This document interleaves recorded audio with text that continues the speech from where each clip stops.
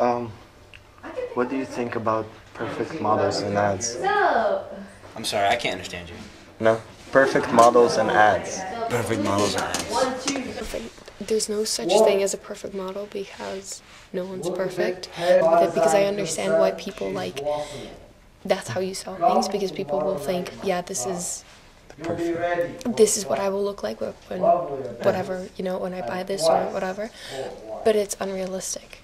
So they should find a boundary in between what people want to see and between what's actually real. I think for a lot of women and a lot of, well, I'm not quite sure about men, but I know for a lot of women, perfect models and ads often makes you feel inadequate. That would be a good way of, a good word, inadequate. I guess for me it's people who are seeking perfection, and when people wear that, nobody's gonna look like that because they have so much makeup and so much stuff that they use to do it. So it seems kind of fake. Well, what I think about when they have ads, when they have perfect people like that, it's really unrealistic. And whenever I see that, it tends to make me not believe the ad anymore. I don't want to watch it anymore. I don't think that anybody should really have to do that to feel perfect, because everybody's different. Everybody's perfect in their own little way, and you shouldn't really try and match somebody else and look like somebody else if you want to feel like that, because you're never going to be like them.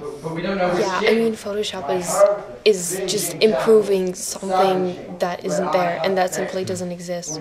So I think that in magazines and ads, obviously there should be attracting people in the ads or you won't sell anything, but you shouldn't have to make these people look flawless because we know it's not true. We know that there is something wrong with them and not cool.